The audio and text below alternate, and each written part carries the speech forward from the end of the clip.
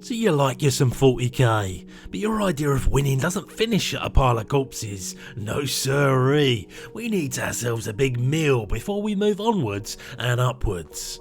I am your host Benji, and this is the guide to starting your first Tyranid army. Our aim is to get you thinking about how you can kickstart your NIDS collection, getting you battlefield ready with 25 power, 500 points of bioform goodness, and doing it with at least half a theme in mind. Of course, if you're a real neophyte to this lark, we picked this breakpoint because it's the minimum needed for a combat patrol game. And whether you're looking for some casual play and using power for your open and narrative play games, or you want things slightly more balanced and granular and you're using points in your match play games, we've got you covered.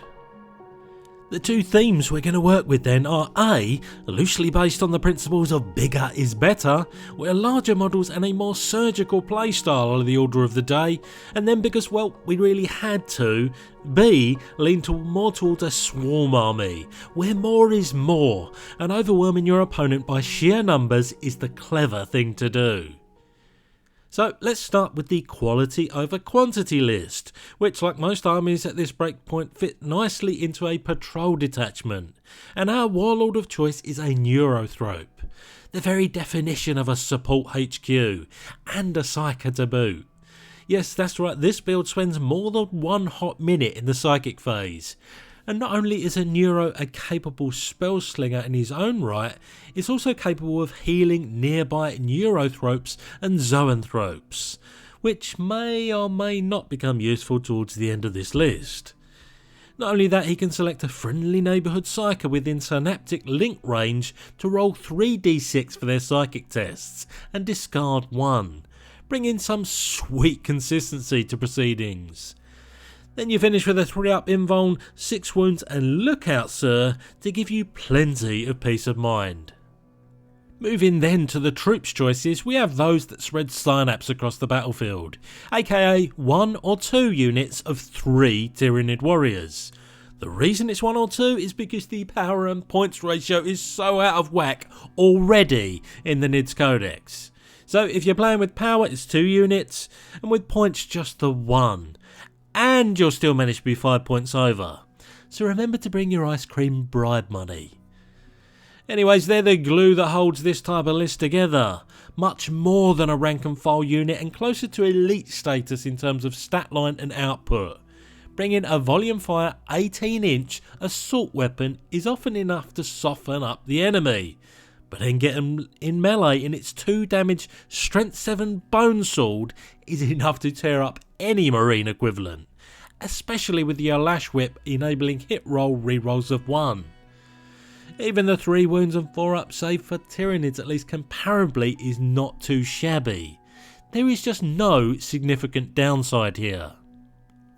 But we're not done with the troop choices as we have the ultimate filler unit in the codex. A unit of 10 gargoyles.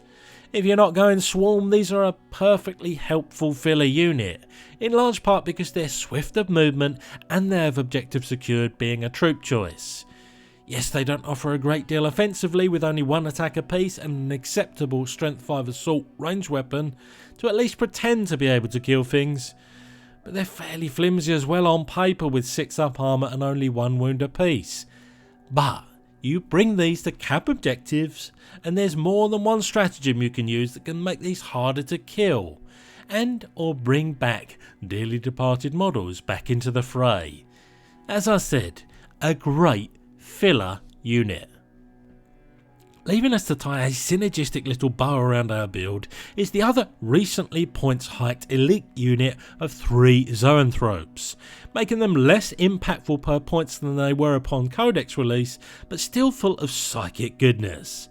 Getting +1 to their psychic test for all Witchfire powers, including the Mighty Smite, which doles out 1 extra mortal wound than usual per Zoanthrope model in your unit, which kinda makes the codex specific psychic powers less winning and makes Smite super spicy. They don't do out in melee and their 4-up invuln and 4 wounds brings some fairly tough skin, but don't forget the resurrection opportunities that our warlord provides that can really keep these guys trucking. And there you have your 505 points of bigger is better. Remember, without the second unit of warriors in open and narrative play, this list would only be a measly 20 points. Yeah, nice disparity. Makes all the sense in the world. But still, either way, you've got a more than capable combat patrol force, and most importantly, the platform for going even bigger as you expand your army. Which leaves us with the one you've all been waiting for, your new living room carpet swarm list, where more is more and less is for losers.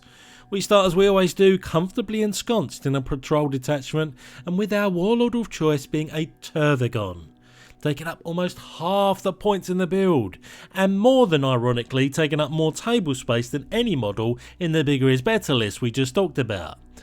But that's because they're pregnant with more baby nids, able to give birth to more of our go-to swarm unit, which we'll talk about in a mo. On their own though, they have a whopping 17 wounds and a 2-up save to protect your investment. A more than tidy Assault 8 Strength 5 ranged weapon, and 4 attacks at either Strength 7 or 10 depending on which profile you choose. Yes, that is one handsomely powerful bug. And that all goes without mentioning you bringing back lost models from Termagant units in range each command phase. And just in case you thought that wasn't tasty enough, you also get to spawn a 10 strong unit of Termagants from thin air, once per battle. And they don't cost you a bean in reinforcement points. Wowzers! Yes, the potency of this unit equalises somewhat in larger games, but at this breakpoint, this is borderline naughty. For our troops, we have a highly imaginative 2 units of 10 Termagants. The melee and ranged capable rank and file unit compared to the melee centric Hormagaunts. These little fellas do what swarm units do, provide a blob of at least 10 models on the table for a very reasonable outlay of points. They do very little savagely with their ranged weapon rocking strength 5 and only 1 shot, and their strength 3 attacks offering middling damage output. And the less said about their 5-up save and 1 wound the better. But do not be fooled, these units allow you to play the weight of numbers game, and their synergy with the Tervagon is undeniable. One elite choice is a convenient filler but a slightly isolated Pyrovore 1 model unit. Yes, you can rock 3 of these in a unit, but we didn't have the space. These are effectively a waddling flamethrower. They amble around the battlefield with a fair chunk of strength 4 or strength 6 ranged weapon profiles. In other words, sometimes they'll do nothing but absorb a bit of enemy fire with their 5 wounds and a 3-up armor save, and other times they'll do something impactful, because that flame spurt is nicely complemented by a 3-up ballistic skill, and methinks you'll just be pleased at what the unit achieves for what you paid for it. For our final entry, we continue to pull the handbrake on quantity of models and opted for a fast attack choice, Parasite of Mortrex, which we'll be pretty candid about we picked because A, we could, B, it's a new model and people like new models, and C, it has the potential to spawn Ripper Swarms from enemy hosts that this unit infects throughout battle. And we have those models to hand because, well, we brought loads of Termagants and they come in the box. Despite those factors, G-Dub never misses an opportunity to push a new model, so the fact that it can move 16 inches, allowing you to get in close and take 6 strength 5 and 1 strength 6 hit at an unsuspecting unit is gravy. Oh, and the aforementioned Ripper Swarm infections remove objectives secured from a unit, and it subtracts 1 from hit rolls made against it. That doesn't just sound like a toolkit for winningness, it is. And that there was your I like thick piled carpet under my feet combat patrol army, with an unexpected splash or dash of 1 model units that are all kinds of potent. Yes, we could have made you paint even more models to start your army, but we're good like that and took pity on you. Still, you can clearly see the synergy at work, leaving you with an exceptional group of nids to tear up combat patrol games. In terms of cost, you're looking at a decent chunk more expensive for the bigger is better army.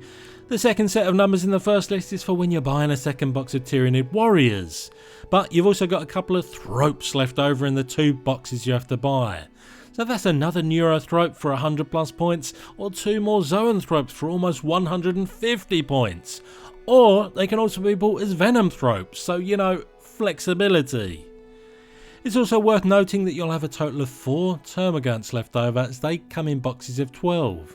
And you also get the previously mentioned 2 Ripper Swarm models that can eventually make up a minimum 3 Ripper unit. So it's not exactly an inexpensive proposition, this Warhammer 40k army building lark. So the G-Dub in their infinite wisdom sell you ready-made combat patrol boxes to suck you into their plastic vortex. But that comes quite inevitably at the cost of anything quite as thematic as we've conjured up today. Still, a Hive Tyrant that can alternatively be built as a Winged Hive Tyrant or a Swarm Lord is a great HQ choice. 3 Tyranid Warriors will never go to waste, and the 3 boxes of Termagants are a bit overkill if you're not going Swarm, but ultimately the price is right. Either way, it would be remiss of me not to highlight their existence if you weren't already aware of them. But that there is 2 highly themetastic Tyranid combat patrol armies. I'm pleased with the different directions each army went in, and I hope one or both piqued your interest. Alas, I've been the voice in your head, and this video has ended.